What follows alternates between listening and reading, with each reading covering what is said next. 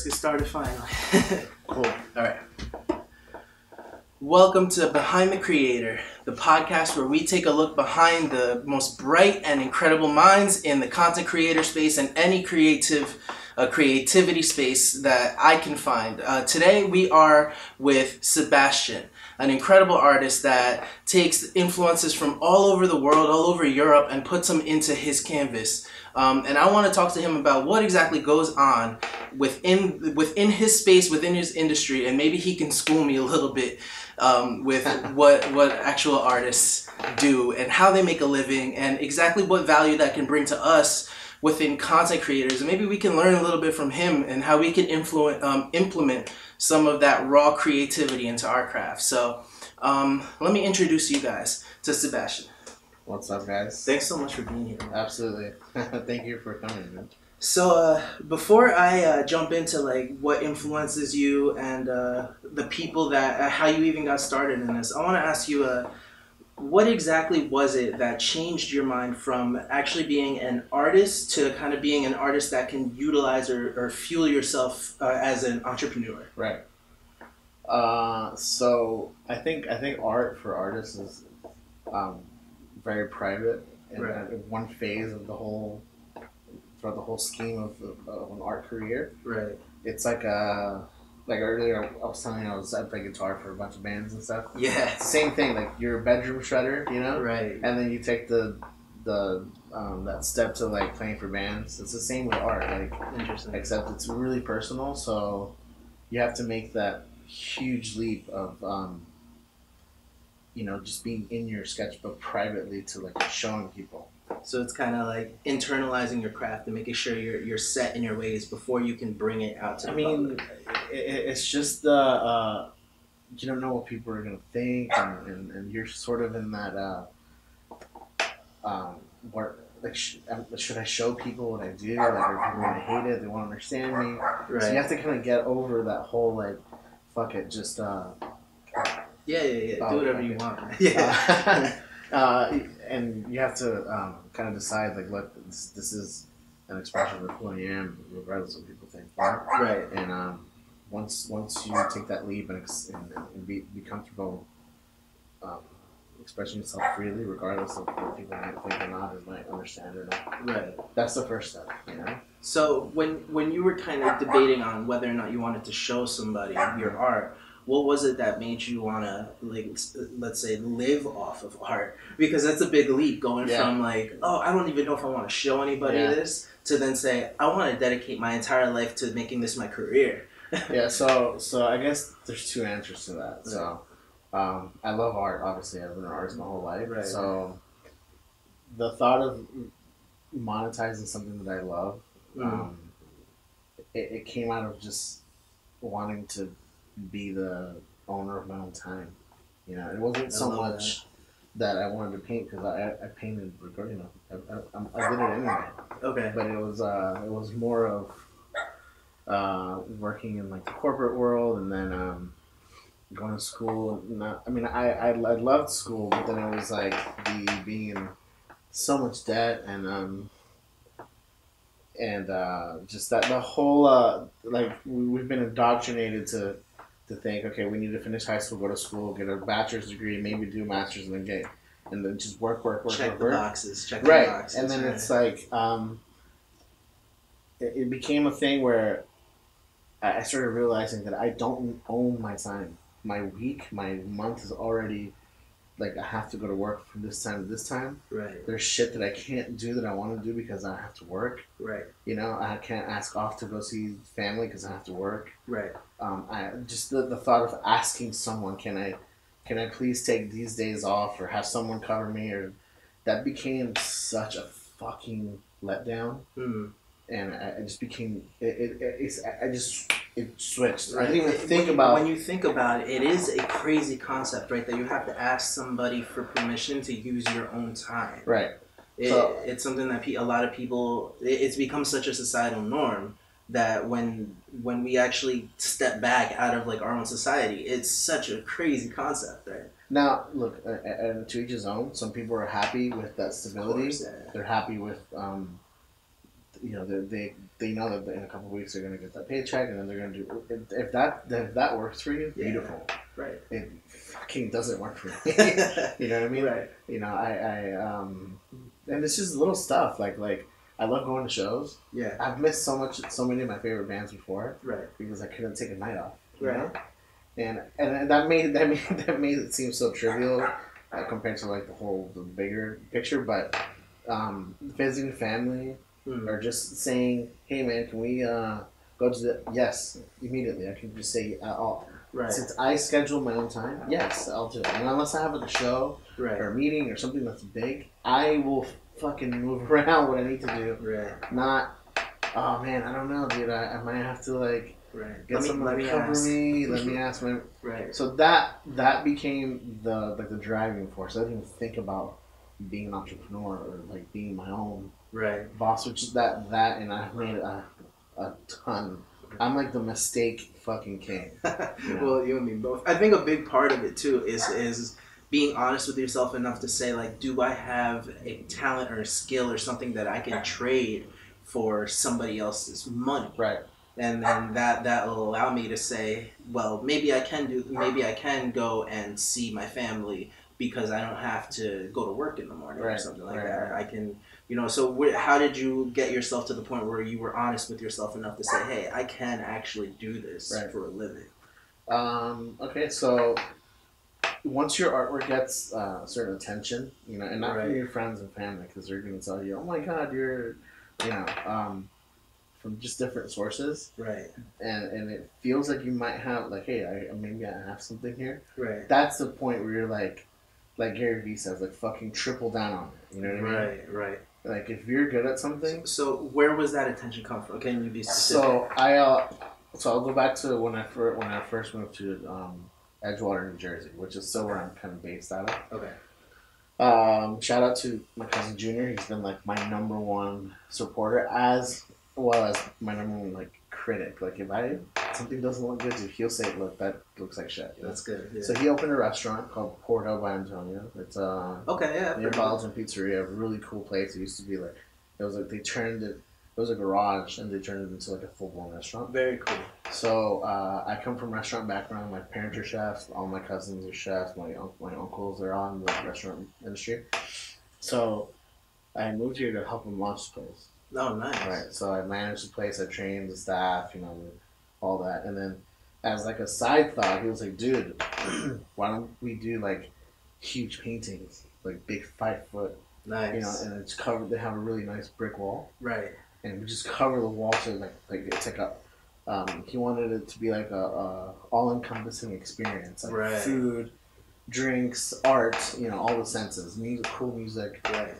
So I was like, yeah, man. Those big places in New York. Right. Yeah, very New York. Bring it here. And then I said, yeah, fuck yeah, let's do it. You know, I at that point I'd never done like big paintings. You know, I had done a couple in Miami. You know. Right. Or where I'm originally from. And so fast forward, we launched the place. Artwork looks beautiful, everything. I sell a piece. Oh wow. And then in the middle of all that, I start getting custom commissions, and I'm like, shit, I need to print business cards. Okay. You know, and then just the sales is what drove me to. So commissions for an artist is something that's what's sought after. That's what's dictating your work. It's a custom. Like if you commission me to do your favorite music or icon or whatever, then it's a custom piece for you. You know what I mean? As opposed to inventory that I have here that I paint on my own time. Right. So I sold a piece off the wall, and immediately he was like, "Congratulations, that's cool, but you can't leave the wall empty." Okay. So then I was like, shit, I have to paint something. Okay. So I painted something else. Alright. And then I started getting people asking, like left and right, you know, who's your artist? Are these for sale? Are these just like decoration or whatever? And they were just like for decoration. Right. They were just to make the place look cool. But then I was like, yeah, man, if I can fucking sell work, like. And then it didn't sink in until like way later, you know? Right. It was a balancing act between working and launching this new place with my cousin. We were there like 70 hours a week, eating like once a day at like 2 a.m. I'd fucking TikTok and with Clifton or I love TikTok, you know? Newark. Yeah. And so, yeah, that's what gave me the drive. Like maybe, okay, so apparently this style where I am now fits a trend in the art world where people are liking this more modern stuff. Yes. So I said, okay, maybe that means I should try to develop it, you know? Right.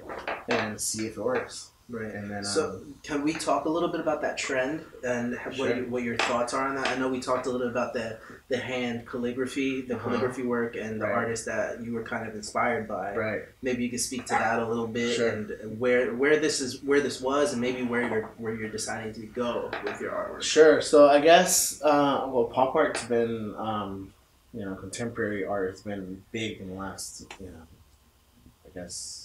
Yeah, starting from Basquiat, you know, that whole contemporary movement was big. And this whole pop art thing, since Warhol, there's been a slew of artists that like worship him, including me. Right. And this whole modern pop kind of glamour thing has been popular in the last, you know, few years. Right. And I think I just landed in the right place. We're right next to New York. Yeah. It's a powerhouse of the city, obviously. Yeah, big time. And yeah, so I think I just landed in this like really busy, trendy kind of world of art. Right. Which contradicts the style that I like, which is more like abstract, weird stuff. So I had to kind of make the move from what I like to paint to what's trendy to then eventually loving it. You know what I mean? Interesting. Because I was not forced to be a pop artist or do this kind of modern stuff, but we did it so it fit the restaurant. Interesting. Oh, okay. So this was decor, essentially. Right. Yeah. So we wanted to go something modern. So I was like, yeah, I'll give it a shot. You know what I mean? Because I'm not that kind of artist. I'm an abstract artist. It's funny because when I walked in. And you had a metal guitar because it's an Ibanez, is it? Yeah. And I had the music going. And I'm walking, it's like Slayer or something like that. You know? Yeah. And I was like, not what I expected. Yeah. There's a great quote from Mike Rowe that he says, "Don't chase your passion, chase opportunity, and you'll become passionate about that opportunity." Okay, that's pretty spot on. Yeah. And so this is just like that coming to life. You know, and so I absolutely love that, and I think it falls right in place with that. But your story kind of makes perfect sense now, and it's so cool to hear that. What was it that kind of so you discussed how it came to be. Now, where do you think your art is gonna go? Do you think like now that once you've kind of established yourself as a brand, that's kind of like a harsh term for artists, but you did the show at the W that I went to with Skell, was it? Yeah, Jason Skeldon. Yeah, which I started following. Yeah. He's freaking phenomenal. Yeah, he did like a Lambo. Yeah, because then he's been multiple. Yeah. Yeah. Do you think that you'll start to do more of the work that you had intended to do at the beginning?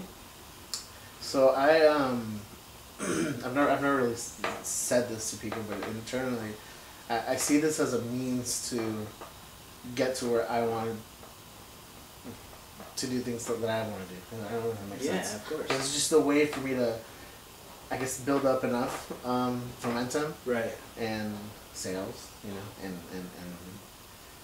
that gives me the opportunity to invest into the things that I like to paint, right, and there's like a weird duality there with obviously I'm a full-time artist now, so it's the artist that does this kind of stuff is what's keeping me busy, right, and then in the garage on my own is different style. So I think this is what's going to allow me to explore that other artist in me, you know, awesome. With different now over the years I've tried to incorporate what I like into the pop art, you know, the more icon stuff, and it's worked. It's worked out, you know. At first it was, and if you see my work, you'll see kind of like that evolution of both of them kind of coming together. Right.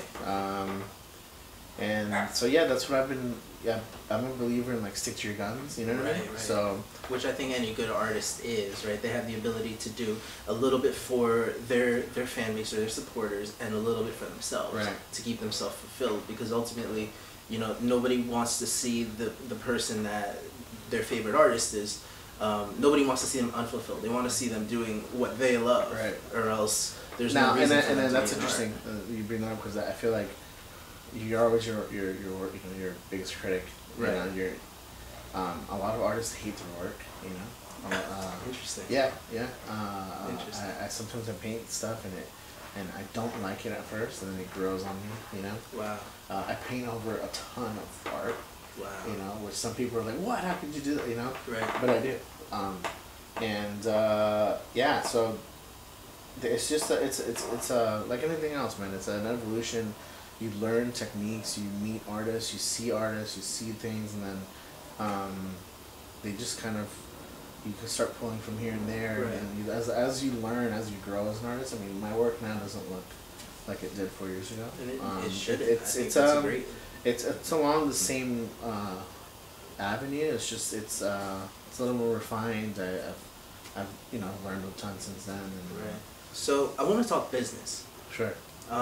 What do you think has been the most powerful, I guess, piece of advice or strategy that you've had as an artist that you could use for any kind of business, to sell your artwork, to become right. successful in this, that helps you survive every day? Right. So I think with art and restaurants, and if you're trying to do your own thing, it's if you're invisible, you mm-hmm. know, you'll never be an option in the world of whatever it is that you're doing, you know? Right. So, I guess back in the day, it was more like, I need to get into a gallery, you know? Right. Galleries are great. They're fantastic. They get you the exposure that you need. They're there for you so they can push you and your product to a specific niche of people. Right? They'll get you into shows, that's super important. I mean, what are some of the more popular galleries now? Like in the city, I mean, Eden Fine Art is like fucking amazing. Oliver Cole in Miami, I think they have other Art Angels. They're big. Okay. Ace Gallery, the gallery I'm signed to. Right. So I think shout out to Mike at Ace Gallery. So I think that's important. But as a hustler, right. And if you want to get started like now, and look, getting into a gallery is like super tough. You know, I've emailed and I've sent my portfolio and all stuff, and like, I'm a young art. No, I'm a no one in the art world. You know, I've only signed to one gallery, and a ton have either said no or they just don't even write back. You know what I mean? And that's the game. You know what I mean? Like, right. yeah, you know. What do you at think first the they were kind of galleries like, are looking for? They're looking for that trendy. They're clout. They're looking for. I mean, the work has to be good. You know what I mean? And good in the art world is a kind of malleable word, but it is. There's things that are well done. Some things that aren't. And then there's that weird gray area in between where it's like, wow, that's worth millions of dollars, and it's like who's the bunny guy? Bunny? There's like a guy that makes bunnies of all different shit. If you know, comment, but there's like he makes like a huge like a gummy bear looking bunny. Oh, a gummy bear. Is it a gummy bear? Yeah, that's Wisby. Okay. Yeah. So he's phenomenal. Huge. Huge. Yeah, that guy is all over the place. Yeah. So I think the most important part is you have to get your work seen. Right. By anyone. You know what I mean? I look at it as like a numbers game, a probability. Interesting. So if I'm in a gallery, only people that are into art are going to know about galleries, right? Interesting. And that just makes that group of people much smaller. And from those people, it's even smaller, the people that are going to buy your work. Right. I try to get my work in front of anyone and everyone. Right. Which is why I did, that kind of started with the restaurant. Right. So the restaurant becomes busy if 200 people go there every day. 200 eyes see my work in one day. Right. They're open 7 days a week. That's a lot of people weekly. Yeah.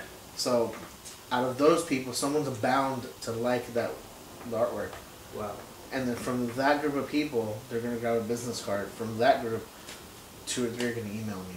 Interesting. And then I have those to work with to make a sale. Right. You know what I mean? So the more eyes I get my work in front of, however it be in a restaurant, cafe, a show, a festival, a fucking whatever, you're getting your work in front of in front of people. Right. You know? So what would you say is like the end goal as far as an art career goes? What would you say is like, for a musician, it's play Madison Square Garden in front of an arena. What would you say that is for an artist? Yeah, so like I think a lot of artists maybe are out that they want to get into this to make money, you know, and there's definitely like ways to do that, you know, especially if you're in tune with like what's trendy and if you've got a great network of people, you know, networking is killer, you know, and or if you're in it for recognition, you know, I'm not really in it to like buy a Ferrari, you know what I mean?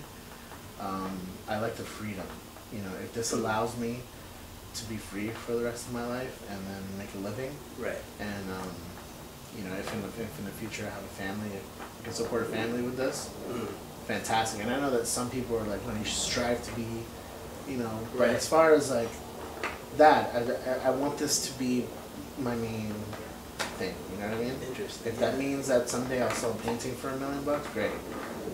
But if it means that I can stay busy and paint and live off this. See, I love that because I feel like there's a misconception. Like everybody has their own definition of success. Right. And sometimes people look at that definition as if it has to be concrete, where you're always having to strive for the next big thing. But for me, I don't necessarily see that next big thing. Like you're in this anxious mode of what's next. Maybe that next step is just looking for that stability with the thing that you enjoy doing. I really respect that. That's awesome. I guess I'm more in it for like the recognition and respect, you know. Right. And you know, 10 years from now, like I'd want to be within those, like floating amongst those names, you know what I mean? Right. And yeah, other than that, dude, I'm having a blast, you know. Right. I love what I do. I love painting, and it's crazy now that I'm 31. I love it. I got to you know, I get to do this. That's awesome. Yeah, but back to your original question. Yeah, get your work seen. Don't worry so much about like signing to a gallery at first, you know. Right. Yeah. So it's just if you want to make this like your thing, get it. You know, try to get into as many local shows, whatever it is. It doesn't matter the scale, you know. Right.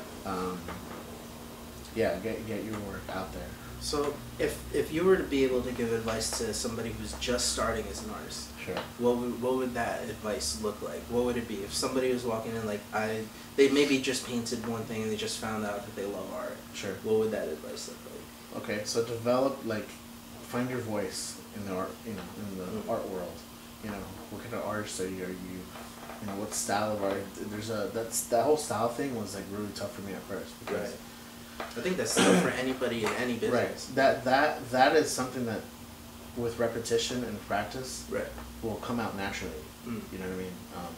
It's like handwriting. Like if you write your name, there's, and we both write your name. Right. I'm gonna write it differently. It's just, I'm left-handed, so really. Yeah. So it'll come out naturally. You know what I mean? You just have to keep work a lot. You know. So at first, like, if it looks like shit, great, keep it. You know what I mean? Like, just keep going. And then through that process, you'll find your voice. You'll find who you are in the art world. You know what I mean? Yeah, don't despair. Like, it's tough. A lot of stuff, like, you hate at first. You know, you're like, I suck. You compare yourself a lot to people, which is something I think we all, like, do and something constantly have to push away from. Right. So I it's just tough at first. You know what I mean? You're like, do you want to do this? Am I even an artist? Am I even good enough? Forget about all that and just create as much as you can. You know what I mean? The more you create and then the bigger amount of work you have, you'll start seeing where you started and like you'll start seeing like an evolution of things. You'll learn things along the way. You'll be influenced by a ton of different artists, and if that's the only way that you're gonna, develop like who you are as an artist. Is just create as much as possible. I love that. Yeah, I love that. If there's one thing that you could say to people, content creators, people watching that are going to be watching this podcast, what would you leave them with? Man. Yeah, with art, you want to have like a nice portfolio, a nice amount of work to show galleries, you know? Yeah. Because eventually, like, you do want to get into a gallery, you know? Right. I would have never made it to Art Basel if it wasn't for Ace Gallery. Sick. You know? That's so, alright, so let's talk about that. Yeah, so talk to me about what Art Basel is. I lived in Miami. I grew up in Miami. Moved to Memphis, Tennessee. I was actually Mississippi, but it was a little like suburb outside of Memphis. Cool. For a long time, you know. Yeah. Moved back to Miami, and then I used to go to Art Basel every year. Wow. Like as an art fan. Right. And it was like I think I took a picture like 2012 or 2013 or something like that. It was this scope was like on the beach, like on the sand. You walk 20 feet and there's the water. It was fucking crazy. But they had a huge tent, and I got these VIP passes from an artist that I met. And I told her I was an artist and showed her the work, you know. And she was super nice. She was like, yeah, come to the show. She gave me these passes, right? So I was like, oh my god, you know, I had to go before work, you know, and I went with myself, and I took a picture that day of me walking towards Scope.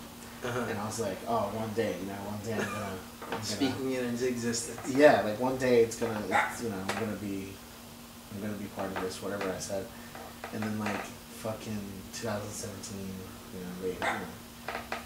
I get the call from Mike at Ace Gallery. He's like, dude, we're going to Art Basel. I was like, wow, what the hell? I literally just signed with them, you know, and wow, man, it was like the coolest. It was like the best experience, you know what I mean? To be able to show amongst these like great artists. Right. You know? Art Basel's wild, dude. Yeah, so that's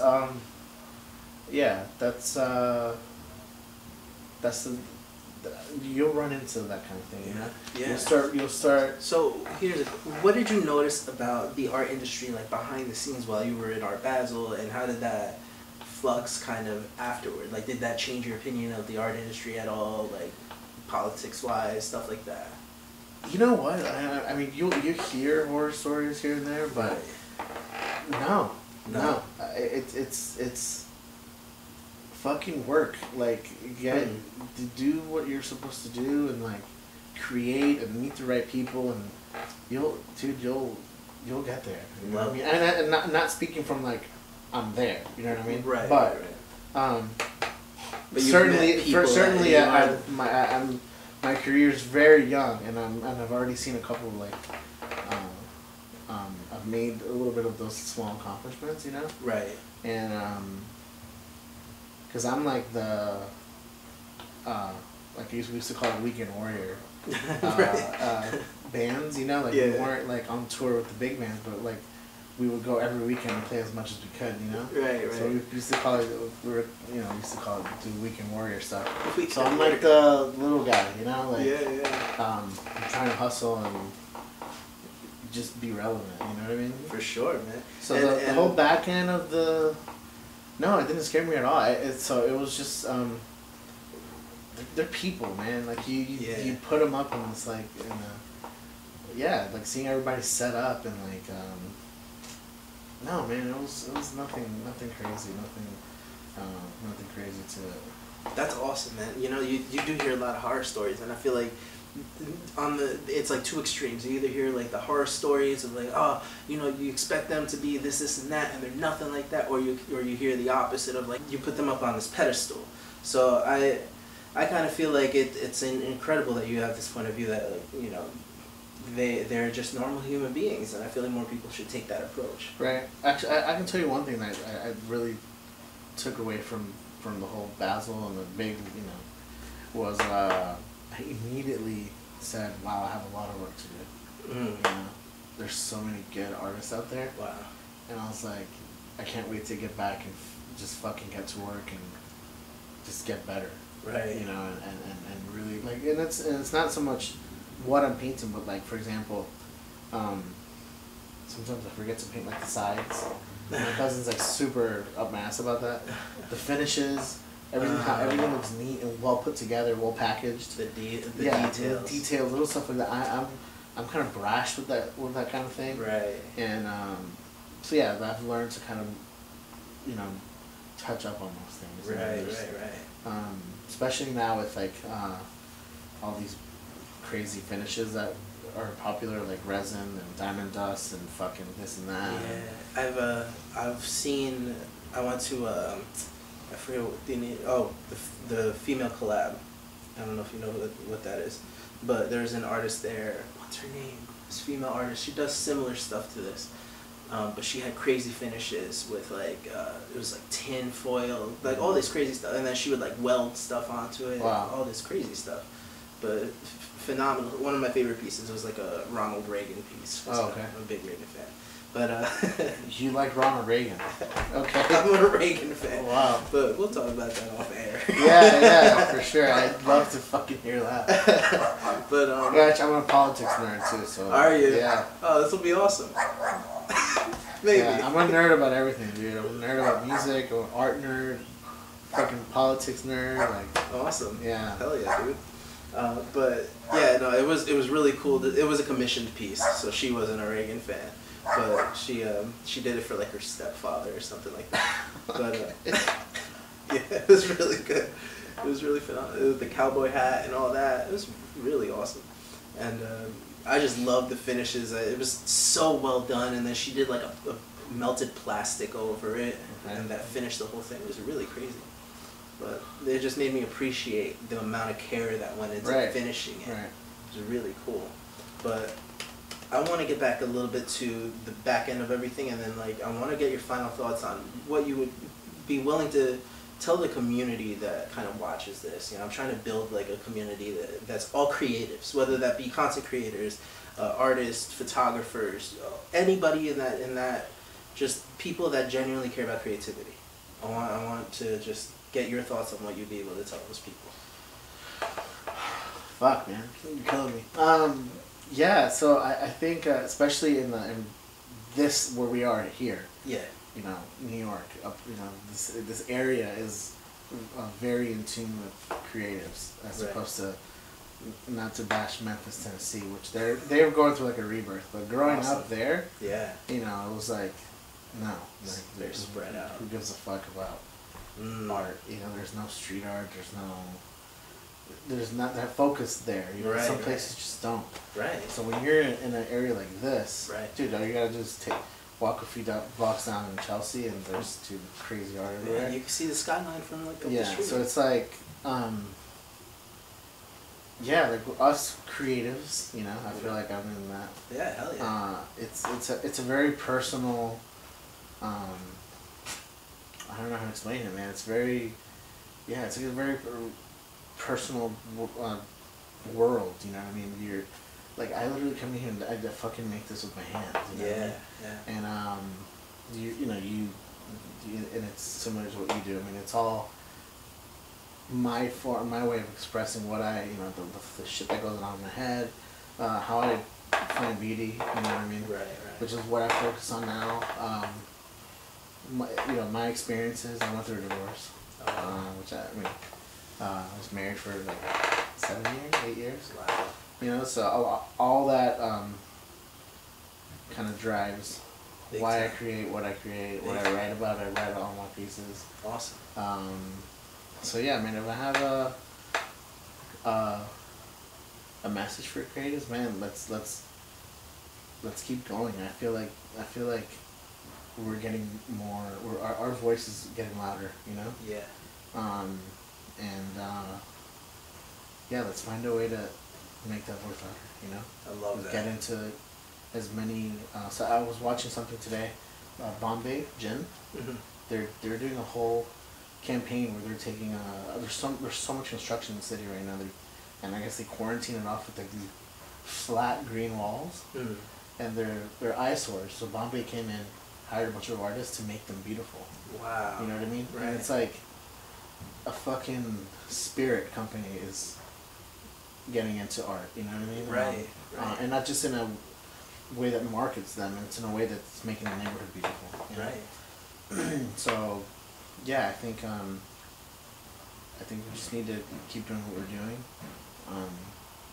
and yeah, show people what we can do. You know what I mean? I love that, man. Dude, thank you so much for doing this. Yeah. If there's anything else I can, I'll tell you about it. Yeah, we could do that. Okay. Yeah. Let's do it. Bro, thank you so much, man. Dude, I love this, man. Dude, I've only done a couple. Uh-huh. And I was so nervous, you know, like what the fuck am I gonna say? Uh-huh. But I feel like, dude, you're in where I paint, and we're just kind of. I genuinely have a passion for this because I love